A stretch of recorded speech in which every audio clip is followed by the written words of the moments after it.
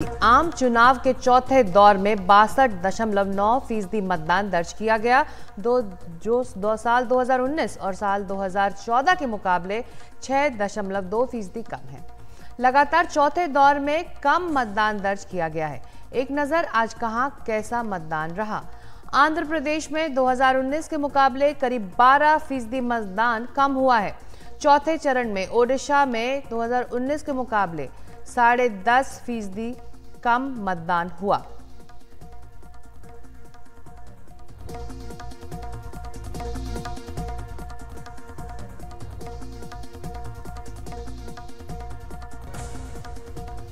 उधर महाराष्ट्र में भी मतदान 2019 के मुकाबले करीब 9% कम रहा। बाकी बड़े राज्यों में उत्तर प्रदेश और बिहार में भी मतदान कम दर्ज किया गया। हालांकि 2019 के मुकाबले उतना कम नहीं है जितना आंध्र प्रदेश, ओडिशा या महाराष्ट्र में रहा।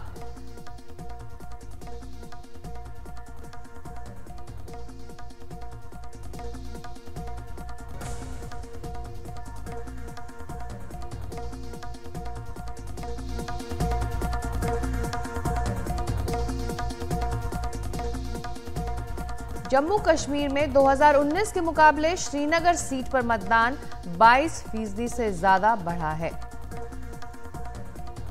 जम्मू कश्मीर से अनुच्छेद 370 हटने के बाद पहली बार वहां लोकसभा चुनाव हुआ है और मतदान बढ़ने की एक बड़ी वजह यह भी है कि इस बार चुनाव के बॉयकॉट की कॉल नहीं आई जैसे पिछले चुनाव में आती थी। इस तरह लोकसभा चुनाव का 2/3 सफर पूरा हो गया और अब बस 1/3 ही बचा है। और आज के आंकड़ों के बाद हमारा सवाल है, क्या बीजेपी सुधारेगी चौथे चरण में अपना प्रदर्शन? और इन्हीं सवालों पर बात करने के लिए हमारे साथ हैं वरिष्ठ पत्रकार नीरजा चौधरी। नीरजा जी, चौथा फेज बीजेपी के लिए कितना अहम रहा है? देखिए, बीजेपी के लिए बहुत अहम रहा है क्योंकि इसको अपनी सीटें डिफेंड करनी है।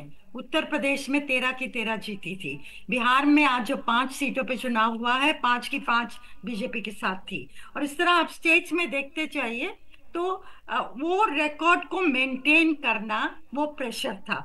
दूसरी तरफ ये ईस्ट की सीटें हैं, ईस्ट के स्टेट्स हैं जहां की बीजेपी अपनी टैली इंक्रीज कर सकती है, क्योंकि नॉर्थ के कई स्टेट्स में ये माना जा रहा 2, 3, 4 इस तरह से लूज करेगी।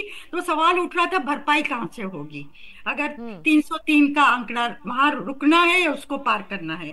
तो अब आंध्र प्रदेश में जहां कोई सीट नहीं थी, उसका अलायंस है टीडीपी के साथ और पवन कल्याण जो एक्टर हैं उनके साथ। तो क्या 3-4 सीटें आंध्र में वो बटोर सकती है। तेलंगाना में पिछली बार 4 सीटें थी और इस बार बीआरएस इतना अच्छा नहीं उनकी परफॉर्मेंस मान रहे हैं लोग। तो लड़ाई होगी सीधी सीधी कांग्रेस और भाजपा के बीच में। तो 4 सीटों से क्या वो 7-8 पे जा सकती है, तो 3-4 का इजाफा वहां भी हो सकता है। उसी तरह बंगाल में मानती है भाजपा के वो कुछ सीटें और भी लेगी, 18 जो पिछली बार थी उससे ज्यादा। और फिर और भी एक आध स्टेट्स हैं यूपी में, तो मालूम नहीं कि पिछली बार 62 थे।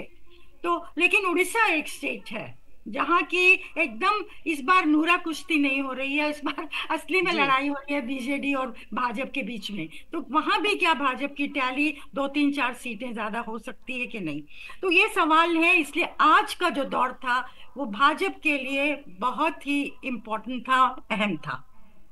तो एक अंदाजा ये लग रहा है कि इस चरण से शायद बीजेपी अपना प्रदर्शन सुधार सकती है। अगला सवाल नीरजा जी हमारा आंध्र प्रदेश से ही जुड़ा हुआ है। जगन का जादू या मोदी नायडू की जोड़ी दिखाएगी दम आंध्र प्रदेश में? इस सवाल का सीधा जवाब नीरजा जी। देखिए, ये बिल्कुल टक्कर है, लोग मान रहे हैं। कुछ एंटी इनकम्बेंसी है, उसका जिक्र हो रहा है। पर ये भी है कि जगन रेड्डी ने काफी वेलफेयर स्कीम्स दी हैं लोगों को। 37-38 स्कीम्स का, वेलफेयर स्कीम्स का लोग जिक्र करते हैं। तो क्या वो स्कीम्स के द्वारा वो स्क्रैप थ्रू कर जाएंगे, जीत जाएंगे, या फिर भाजपा और टीडीपी और पवन कल्याण की जोड़ी, जिसको कई लोग बीजेपी मानते हैं, बाबू मतलब चंद्रबाबू नायडू, जे मतलब भाजप और पी मतलब पवन कल्याण।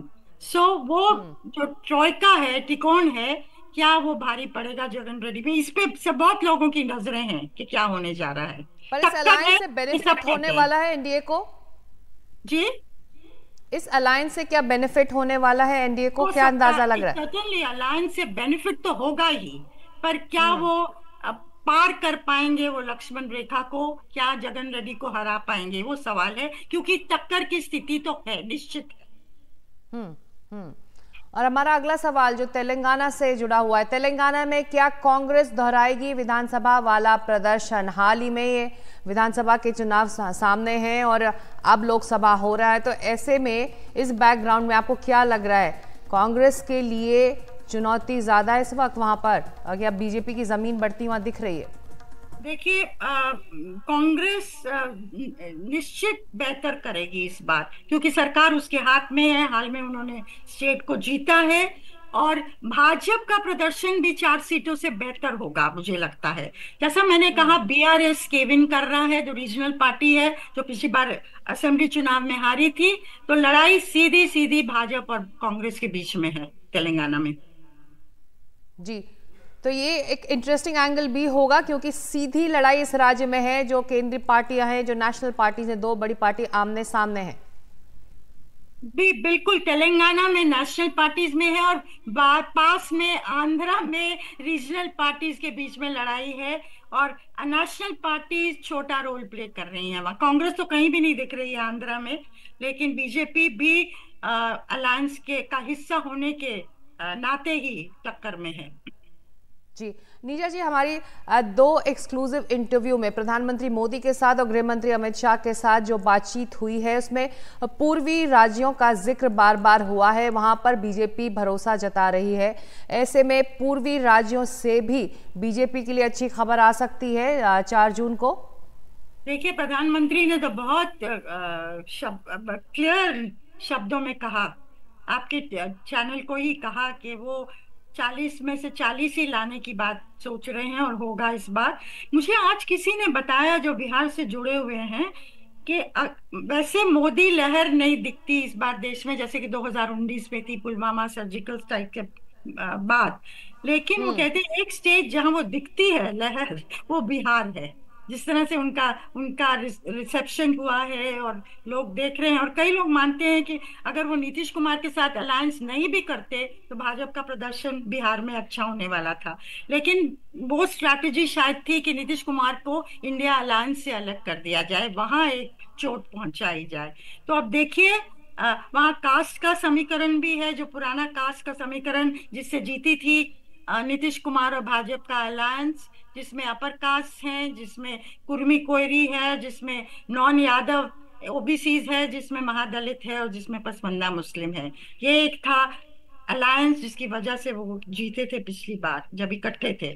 तो क्या वही जादू इस बार भी काम करेगा, या नीतीश कुमार की स्थिति उतनी मजबूत नहीं है? क्या कुछ सीटें ले जाएंगे तेजस्वी यादव की आरजेडी? जी, उन्होंने भी आक्रामक रवैया अपनाया है। और इस बार यादव जो है ना, यादव ने इतना इतना आक्रामक नहीं पेश आ रहा है, क्योंकि उससे जो छोटी ओबीसी है वो डर जाती हैं और उनके खिलाफ जाती हैं। और आरजेडी ने कई कुशवाहा कैंडिडेट्स को भी टिकट दिए हैं, जो कि नीतीश कुमार की बेस है। जनता दल, उन्होंने आरजेडी ने 6 दिए हैं, जनता दल यू ने 2 दिए हैं, जी। और भाजपा ने नहीं दिए हैं। तो हो सकता है क्या वहां सेंध लगेगी थोड़ी, वो लोग ये होप कर रहे हैं। तो देखने लायक चीज होगी कि आरजेडी भी कुछ सीटें ले जाती है इस बार। हालांकि प्रधानमंत्री के शब्दों से तो लगता है वो फिर मतलब जी, बहुत ही चलते चलते नीजा जी, एक छोटा सा सवाल ओडिशा से जुड़ा हुआ। कभी अलायंस की बातचीत बीजेपी और बीजेडी के बीच हो रही थी और आप प्रचार के दौरान तीखी जो कैंपेनिंग है दोनों की वो दिखाई पड़ रही है, तो उड़ीसा से भी बीजेपी ने उम्मीदें लगाई बैठी हैं, वहां से सीटों की बढ़त की बात, चाहे वो विधानसभा में हो या फिर लोकसभा में, दोनों में ही बीजेपी ये बात कह रही है बार बार। देखिए, वो बात आप बिल्कुल सही है, ये बहुत एकदम तीखा प्रचार रहा है, पहले ऐसे नहीं हुआ करता था। प्रधानमंत्री ने भी बिल्कुल निशाना साधा नवीन पटनायक के ऊपर, कहा कि वो बिना पढ़े डिस्ट्रिक्ट्स के नाम भी नहीं बता पाएंगे आपको, और 10 डिस्ट्रिक्ट्स के भी नहीं। तो नवीन पटनायक जी। ने पलटवार किया और कहा कि 10 तो भूल जाइए, 10 अगले 10 साल भी भाजपा यहाँ पावर में नहीं आने वाली है।